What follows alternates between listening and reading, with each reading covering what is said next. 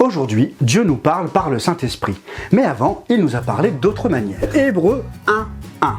Après avoir autrefois, à de nombreuses reprises et de bien des manières, parlé à nos ancêtres par les prophètes, Dieu a parlé par les prophètes de bien des manières.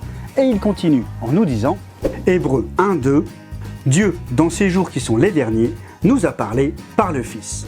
Dieu a parlé par le Fils en ces jours qui sont les derniers. Il y a 2000 ans, c'était les derniers jours. Et à ce moment-là, Dieu nous parlait par le Fils. Donc Dieu parlait par les prophètes dans l'Ancien Testament et il parle par le Fils dans le Nouveau. C'est un peu comme s'il y avait deux groupes. Ancienne Alliance, les prophètes. Nouvelle Alliance, le Fils. Beaucoup d'entre vous sont peut-être déjà au courant de ça, mais c'est important de rappeler les bases. Les bases sont super importantes, parce que c'est à partir de ce socle solide qu'on peut évoluer de manière stable et durable. Et qu'est-ce que le Fils a dit à ces gens ? Eh bien, Jésus dit dans Jean 5:39, « Vous étudiez les Écritures parce que vous pensez avoir par elles la vie éternelle. Ce sont elles qui rendent témoignage à mon sujet. » En gros, Jésus leur dit qu'ils étudient les Écritures parce qu'ils pensent trouver la vie éternelle en les étudiant. Et il ne s'arrête pas là, puisqu'il continue en disant « Et vous ne voulez pas venir à moi pour avoir la vie. » Les Écritures parlent de lui. Il annonce aux Juifs qu'il cherche à avoir la vie éternelle en étudiant les Écritures. Et alors qu'il est devant eux, en train de leur parler, il leur dit « C'est moi qui donne la vie. » C'est tout de même déconcertant. Oui, enfin, c'est un peu normal qu'il doute, qu'il ne croit pas immédiatement. Si mon voisin vient m'annoncer que grâce à lui j'aurai la vie éternelle, il y a fort peu de chances que je le croie. Et je pense même que je lancerai une enquête sur lui pour voir s'il n'a pas un souci dans sa tête.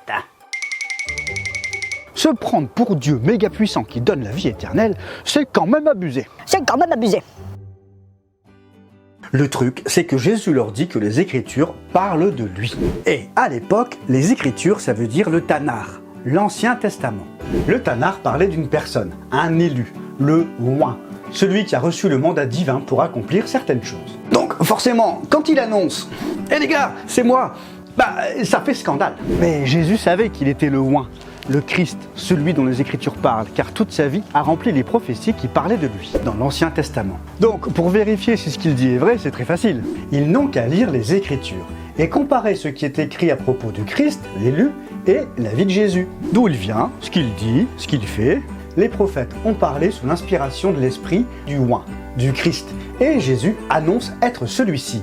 D'ailleurs, il persiste dans son discours en annonçant Jean 5:46. En effet, si vous croyez Moïse, vous me croiriez aussi, puisqu'il a écrit à mon sujet. Moïse, dans sa conversation avec Dieu, parlait de Christ et il apportait ce message par écrit. Et Jésus continue, en leur posant une question importante. Jean 5:47, mais si vous ne croyez pas à ces écrits, aux écrits de Moïse, comment croirez-vous à mes paroles ? Attends, n'importe quoi. Moïse, il a jamais écrit que le Christ, il serait comme ça, qu'il serait ceci, ou qu'il ferait cela. Et oui, ce n'est pas écrit clairement, parce que, rappelez-vous, les Écritures sont voilées.